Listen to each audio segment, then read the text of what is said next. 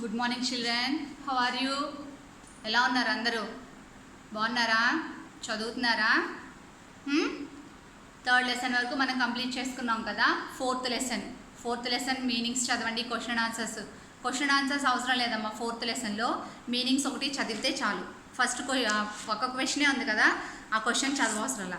But you have to learn adjectives అంటే ఏంటి, definition చదువుకోవాలి. యూజింగ్ ఆఫ్ యాడ్జెక్టివ్స్, అవి ఎలా యూజ్ చేయాలి, ఎలా ఐడెంటిఫై చేయాలి అనేది నేర్చుకోండి. ఓకేనా?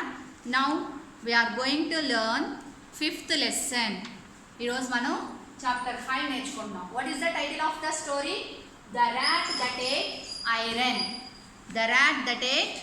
Iron. This is a moral story. Page number 76. In page number 76, new words are there. Open your textbook, all of you. Page number 76. New words are there. New words ఉన్నాయి చూడండి అందులో. Ancestors, forefathers. Ancestors అంటే తాత ముత్తాతలు అంటారు. forefathers అంటే మీ daddy వాళ్ళ నాన్నగారు మీకు తాతగారు అవుతారు, అవునా? ఆ తాతగారు వాళ్ళ నాన్నగారు మీకు ముత్తాతగారు అవుతారు. అలాగా ఫాదర్ కానీ మదర్ కానీ వాళ్ళ forefathers అంటే పాతకాలం వాళ్ళు అనమాట. Ancestors, forefathers. narrated, told in detail. narrate చేయడం అంటే ఏంటి? కథ చెప్పడం. మన మమ్మీ వాళ్ళు కానీ తాతగారు వాళ్ళు కానీ ఫాదర్ వాళ్ళు కానీ ఎవరైనా మన బామ్మలు కానీ స్టోరీ చెప్తారు, అవునా? స్టోరీ చెప్పినప్పుడు ఏం చేస్తారు? మనకి బాగా అర్థమయ్యేలాగా చెప్తారు, అవునా? narrate చేయడం అంటే అలా చెప్పడం. told in detail, మొత్తం అర్థమయ్యేలాగా స్టోరీని ఎక్స్ప్లెయిన్ చేయడాన్ని narrate చేయడం అంటారు. amazed, amazing అంటే సర్ప్రైజ్, ఆశ్చర్యపోవడం, చాలా బాగుంది అని అర్థం. Next venture, risky journey. Venture అంటే రిస్కీ జర్నీ. మీరు సైకిల్స్ కానీ బైక్స్ కానీ రైడ్ చేసేటప్పుడు ఏం చేస్తారు? చేతులు వదిలేసి సైకిల్స్ ఉంచి స్కిడ్లు అయ్యి వేస్తూ ఉంటారు, అవునా? దాన్నే రిస్కీ జర్నీ అంటారు. అడ్వెంచర్స్ చేయడం అంటారు కదా, దాన్ని. Venture means risky journey. In page number 77, did you know session is there. We have did you know session in each lesson to know more about that lesson. మనకి ఆ did you know session ఎందుకు ఇస్తారు? ఆ lesson గురించి ఇంకొంచెం నేర్చుకోవడానికి. చూడండి, the word merchant comes from the Latin word merces and French words mercies. Merchant అనే ఇంగ్లీష్ వర్డ్ ఎక్కడి నుంచి వచ్చింది?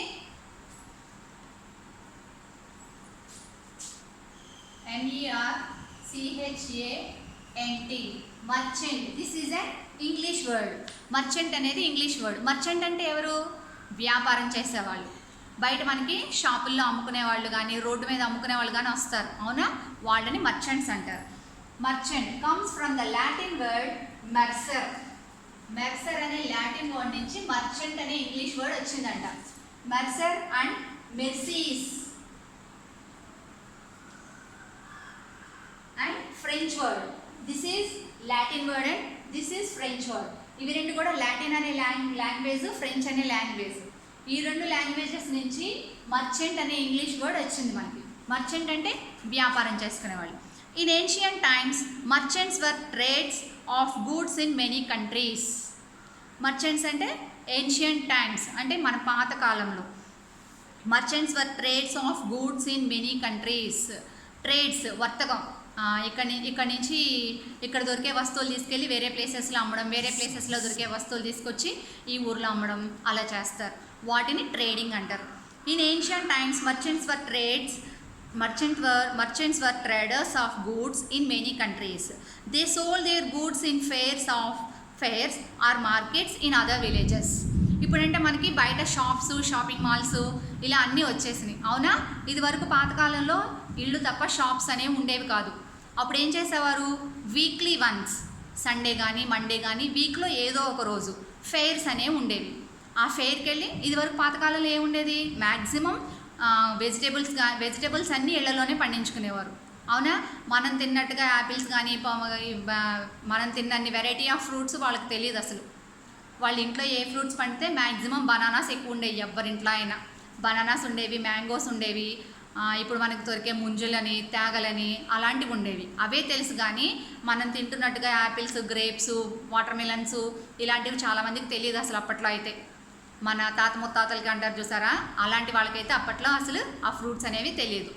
అప్పుడు ఫేర్స్ అనేవి జరిగేవి. ఫేర్స్ అంటే ఇప్పుడు జాతరలు అంటారు, ఎగ్జిబిషన్.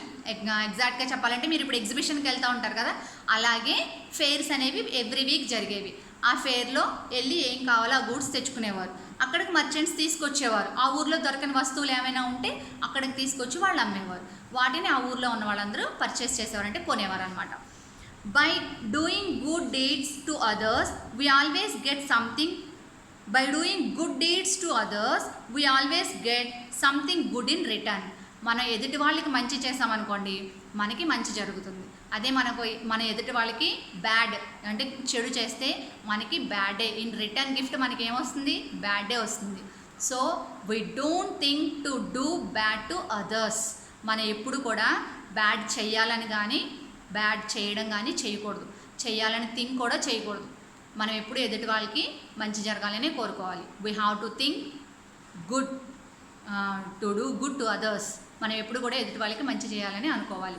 అప్పుడు మనకి రిటర్న్ గిఫ్ట్ ఏమొస్తుంది? గుడ్, మంచే వస్తుంది. మనం బ్యాడ్ చేసామనుకోండి, బ్యాడే వస్తుంది. So don't think others bad. మన ఎదుటి వాళ్ళ బ్యాడ్ని ఎప్పుడు కోరుకోకూడదు, ఆలోచించకూడదు అసలు. Okay, what is the title of the story? The rat that ate iron. What is the title of the story? The rat that ate iron. ఎవరు తిన్నారు ఇక్కడ? ఏట్ అంటే ఏంటి? తినడం. ఎవరు తిన్నారు? Rat. The rat that ate iron. Iron తినేసిందంట rat. Iron అంటే ఏంటో తెలుసా మీకు? మీ ఇంట్లో కిటికీలు ఉన్నాయా? కిటికీ తలుపులు కాకుండా మధ్యలో చువ్వలు ఉంటాయి, అది ఐరన్. దాన్ని ఎలుక తినగలుగుదా? ఇక్కడ ఎలుకలు తినేసినాయి అంట. చూడండి లెసన్లో. Once upon a time in a village lived a merchant by the name of Gopichand. People used to call him Gopi. He was a clever and kind man. He earned his living by selling goods in a market in the city close to the village. Once during the monsoon, all his goods got drenched in heavy rain. The goods were not of any use to anyone, and he had to suffer a loss. Gopi became very poor and was left with no money at all. Once upon a time in a village lived a merchant by the name of Gopichand. ఒక ఊర్లో గోపీచంద్ అనే merchant అంటే వ్యాపారస్తుడు ఉండేవాడంట. People అంటే ఆ ఊర్లో ఉన్న ప్రజలందరూ ఏమని పిలిచేవారు? గోపి అని పిలిచేవారంట. He was a clever and kind. Clever and kind, these two are adjectives. ఆ గోపి ఎలాంటి వాడు? Clever and kind. క్లెవర్ అంటే తెలివైనవాడు, చాలా జాలి కలిగిన వాడు. ఇవి రెండు ఏంటి? గోపి అలాంటి వాడో చెప్తున్నాయి కాబట్టి ఇవి రెండు ఏంటి? యాడ్జెక్టివ్స్. మీరు అలాగ లెసన్ చదివేటప్పుడు ఇవి యాడ్జెక్టివ్స్ అని రిమైండ్ చేసుకుంటే మీకు గుర్తుంటాయి. He earned his living by selling goods in a market in the city close to the village. తను ఎలా సంపాదించేవాడు? తన దగ్గర ఉన్న ఐరన్ అంతా తీసుకెళ్ళి పక్క ఊర్లో అమ్మడం, అలాగా చేసి తన దగ్గర ఉన్న వస్తువులు అమ్మి తను సంపాదించుకునేవాడంట. Once during the monsoon all his goods got drenched in heavy rain. వర్షం పడుతుంది, మన సైకిల్ ఉంది, మన సైకిల్ బాగా వర్షాలు పడుతున్నాయి, అవునా? వర్షాకాలం అంతా మన సైకిల్ బయట వర్షంలో పడేస్తే ఏమవుతుంది? ఆ వర్షం తడికి తుప్పు పట్టేస్తుంది. డ్రెంచ్డ్ అంటే తుప్పు పట్టేస్తుంది. ఈ గోపీచంద్ ఏం అమ్ముతాడు? ఐరన్ గూడ్స్ అమ్ముతాడు, ఐరన్ అమ్ముతాడు కదా. అదంతా వర్షంలో నానిపోయి మొత్తం డ్రెంచ్ అంటే తుప్పు పట్టేసి పాడైపోయింది. తుప్పు పట్టేస్తే ఏమైపోతుంది? అది మొత్తం పొరలుగా ఊడిపోతుంది, అది పనికిరాదు వాడడానికి. The goods were not of any use to anyone and he had to suffer a loss. తను ఖర్చు పెట్టి మరి తన దగ్గర ఉన్న డబ్బులు ఖర్చు పెట్టి ఆ వస్తువులన్నీ కొన్నాడు కదా, అవి అమ్మితేనే తనకు మళ్ళీ డబ్బులు వస్తాయి వెనక్కి, అవునా? ఆ వస్తువులన్నీ పాడైపోయినాయి అంటే తన డబ్బులన్నీ లాస్ అయిపోయాడు. ఇప్పుడు వాటిని అమ్మితే డబ్బులు రావు, ఇంకా దేనికి పనికిరాదు ఐరన్. అప్పుడు తను ఏమయ్యాడు? తన మనీ అంతా తను లాస్ అయిపోయాడు. Gopi became very poor and was left with no money at all. తన దగ్గర ఉన్న డబ్బులన్నీ అయిపోయి తను పూర్ అంటే పేదవాడైపోయాడు. He finally thought of traveling to a different city. He could buy some goods from there and sell it at a profit to get over his losses. Alas, he was too poor. He finally thought of traveling to a different city. తను ఏమనుకున్నాడు? అయితే ఈ ఊరు వదిలేసి వేరే ఊరు వెళ్ళి అక్కడ ఏమైనా మనం కొత్తగా వ్యాపారం స్టార్ట్ చేసి బాగా సంపాదించాలి అని చెప్పి he could buy some goods from there and sell it at a profit to get over his losses. తన లాసెస్ అన్ని ఓవర్కమ్ అవ్వాలి అంటే తన లాసెస్ నుంచి తప్పించుకోవడానికి వేరే ఊరెళ్ళి కొత్త వ్యాపారం చేయాలని అనుకున్నాడు. Alas he was too poor to have any money to spend on the travel. తన దగ్గర వేరే ఊరు వెళ్ళడానికి ట్రావెల్ చేయడానికి కూడా మనీ లేవు. Taking a risk he sold all his belongings to make some money for travel and business. తన ఇంట్లో ఉన్న వస్తువులన్నీ అమ్మేసి వాటితోటి వేరే ఊరెళ్ళి ముందు నేను సంపాదించుకుంటే అప్పుడు మళ్ళీ ఆ వస్తువులు కొనుక్కోవచ్చులే అని చెప్పి తన ఇంట్లో ఉన్న వస్తువులన్నీ అమ్మేశాడు. Next day while packing his leftover goods he found a set of heavy iron scales given him to by his ancestors. As they were heavy he thought of keeping them safe with his friend Manu. తను అలాగా తనకి ఎంతవరకు డబ్బు కావాలో అంతవరకు తన ఇంట్లో ఉన్న వస్తువులు కొన్ని అమ్మేశాడు, ఇంకా కొన్ని ఉన్నాయి. తను ఏం చేశాడు, ఆ వస్తువులన్నీ తన ఫ్రెండ్ దగ్గర పడదాం. తన ఫ్రెండ్ పేరు మను. ఆ మను వాళ్ళ ఇంట్లో పెట్టి ఉంచమని చెప్పి తను వేరే ఊరెళ్ళి వచ్చిన తర్వాత అవి తీసుకుందాం అనుకుంటాడు. అలాగే గోపీచంద్కి 4 ఫాదర్స్ అంటే తన తాత ముత్తాతల దగ్గర నుంచి వస్తున్న కొంత ఐరన్, అది చాలా మంచిదంట, చాలా గట్టిగా బరువుగా ఉంది. ఆ ఐరన్ అంతా తీసుకెళ్ళి ఏం చేశాడు, మను వాళ్ళ ఇంట్లో పెట్టాడు. Who was also a merchant in the same village. So he went to him and said, Manu, my friend, I am going to another city to sell my goods and earn money. I have these heavy iron scales that I can't carry with me. Can you keep them safe with you until I return? నేను కొన్ని వస్తువులు నాతో తీసుకెళ్తున్నాను. ఈ iron scales చాలా బరువుగా ఉన్నాయి, నేను వీటిని క్యారీ చేయలేను. అంటే ఇదివరకు బస్సులు లాంటివి ఏమీ ఉండేవి కాదు కదా. వాళ్ళు వేరే ఊరు వెళ్ళాలన్నా by walk they have to go another place by walk. వాళ్ళు నడిచే వెళ్ళేవాళ్ళు ఇది వరకు, లేదంటే గుర్రబండి కానీ టాంగాస్ కానీ బొలకాట్స్ అంటే ఎడ్లబళ్ళు కానీ వాటి మీద వెళ్ళేవారు. అలాగా తను ఆ ఐరన్ అంతా నేను క్యారీ చేయలేకపోతున్నాను, నేను మళ్ళీ ఈ ఊరు వచ్చినప్పుడు నీ దగ్గర నుంచి తీసుకుంటాను, ఈ ఐరన్ స్కేల్స్ కొంచెం జాగ్రత్తగా నీ దగ్గర పెడతావా అని అడిగాడు. మను అగ్రీడ్. మను ఒప్పుకున్నాడు తన friend. Gopi went to a new city, purchased goods and then sold them in different markets. He was able to earn a handsome amount of money and return satisfied from his venture. అలాగే venture అంటే చాలా కష్టపడి ప్రయాణం చేసి వేరే ఊరు వెళ్ళి అక్కడ బాగా వ్యాపారం అది చేసి తను అనుకున్న అమౌంట్, తనకి సంతృప్తినిచ్చే సాటిస్ఫైయింగ్ అమౌంట్, తను అనుకున్నంత అమౌంట్ సంపాదించి తనకు కావాల్సినంత ధనాన్ని సంపాదించి ఇంటికి వచ్చాడు, ఆ ఊరు వచ్చాడు అనమాట. Upon his return to the village, Gopi decided to get his scales back from Manu. So he went to Manu's house and said to him, please return the iron scales that I gave you. Manu దగ్గరికి వెళ్ళి ఏం చేశాడు, నా iron scales నీ దగ్గర ఏవైతే దాచుకున్నానో అవన్నీ ఇవ్వా అని అడిగాడు Gopichand. Manu meanwhile had found the scales useful and wanted to own them. So he said to Gopi, I do not have them anymore. Manu ఏం చేశాడు, అవి అమ్మితే బోల్డ్ డబ్బులు వస్తాయి, వీడికి ఎందుకు రిటర్న్ చేయడం అని చెప్పి తను బ్యాడ్గా ఆలోచించాడు. వీడికి ఇవ్వకుండా అవేవో నేనే అమ్మేసుకుంటే నాకు చాలా డబ్బులు వస్తాయి కదా అని చెప్పేసి ఏం చేశాడు, అవి ఇంకా లేవు అని చెప్పాడు. ఏమైంది, Gopi was surprised and asked him, what do you mean అంటే గోపి చాలా ఆశ్చర్యపోయాడు అవి ఇంకా లేవు అనేసరికి. వాట్ డూ యూ మీన్, ఏం చెప్తున్నావు నువ్వు? Manu replied, there is a big rat in my house, he ate up the scales. మా ఇంట్లో ఒక పెద్ద ఎలకుంది, ఆ ఐరన్ అంతా తినేసిందని చెప్పాడు మను. At once, Gopi realized Manu's trick. He knew no rat could ever eat anything as hard as iron. But he said in the calm voice, if the rat has eaten the iron scales, nothing can be done now. Said Gopi, I am going to take a bath in the river. Can you send your son with me to look after my clothes while I take a bath?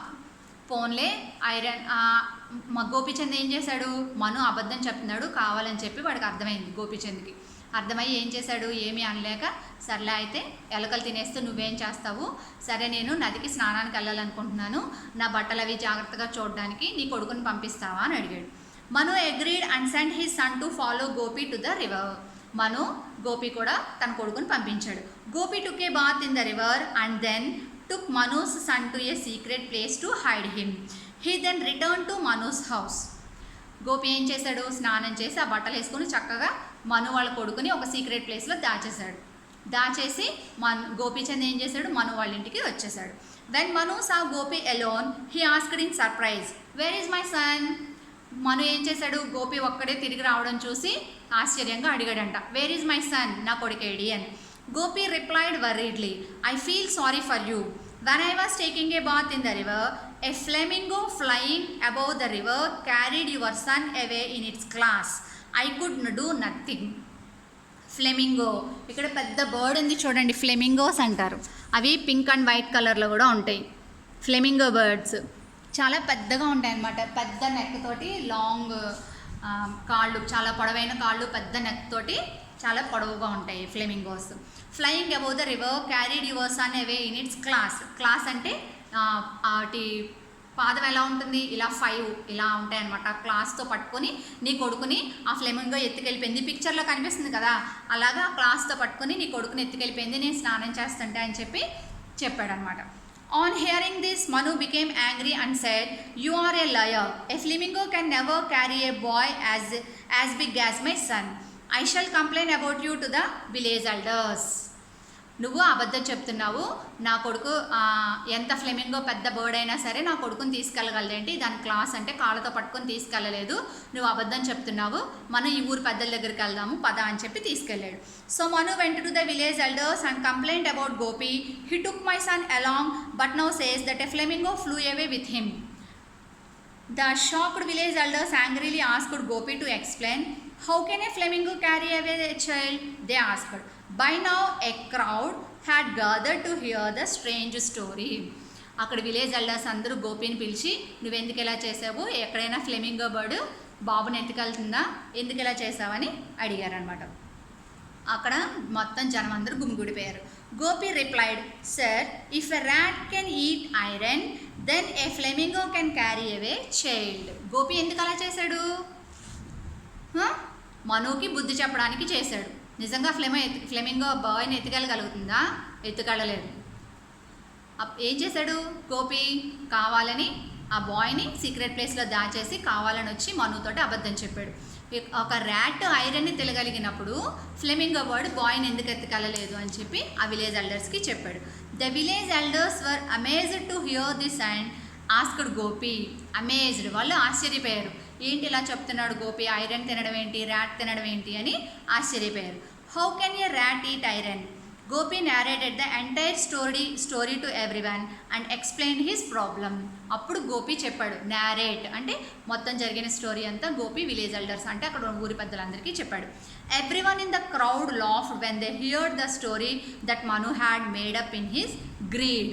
greed అంటే అత్యాస. అది ఆ scale తనది కాదు, అవునా? ఆ iron scales తనే కాదు, వాటితో వచ్చే డబ్బులన్నీ కూడా నేనే తీసేసుకోవాలి, అవి గోపీచంద్కి ఇవ్వకూడదు అని చెప్పి ఏం చేశాడు, ఆ ఐరన్ అంతా ఎలకలు తినేసినాయి అని చెప్పి అబద్ధం చెప్పాడు. దానికి ఆ మనుకి గుణపాఠం చెప్పడానికి he wanted to treat a lesson to him. ఆ మనుకి ఆ గుణపాఠం నేర్పడానికి ఏం చేశాడు గోపీచంద్? వాళ్ళ బాబుని దాచేసి తనకి బుద్ధొచ్చేలాగా చేశాడు. మను ఫెల్ట్ అషేమ్డ్. చూసారా, మనం ఎదుటి వాళ్ళకి బ్యాడ్ చేయాలనుకున్నాం అనుకోండి, మనకే బ్యాడ్ అవుతుంది, మనమే నలుగురిలో సిగ్గుపడాల్సి వస్తుంది. Ashamed. Manu felt ashamed. He realized his mistake and returned the iron scales to Gopi. అప్పుడు తన తప్పు తను తెలుసుకొని ఐరన్ స్కేల్స్ అన్ని గోపికి ఇచ్చేసాడు. Gopi brought Manu's son back. Manu had learned his lesson. Honesty is the best policy. Honesty is the best policy. The moral of this story is honesty is the best policy. అంటే మను ఏం చేశాడు, తన దగ్గర ఉన్న iron scale అంతా తీసుకొచ్చి గోపీచంద్కి ఇచ్చేసాడు. గోపీచంద్ వాళ్ళ బాబుని తీసుకొచ్చి మనుకి ఇచ్చేసాడు. మనుకి ఇచ్చేసిన తర్వాత మను వెళ్ళిపోయాడు, గోపీచంద్ వెళ్ళిపోయాడు. What you learn from this story? ఈ లెసన్ నుంచి మీరు ఏం లెసన్ నేర్చుకున్నారు? What did you learn from this story? Honesty is the best policy. Don't think others bad. Don't do bad to others. మన ఎదుటి వాళ్ళ గురించి బ్యాడ్గా ఆలోచించడం కానీ ఎదుటి వాళ్ళకి బ్యాడ్ చేయడం కానీ చేయకూడదు. వెన్ అలా చేస్తే ఏమవుతుంది? Then we will be very ashamed in front of others.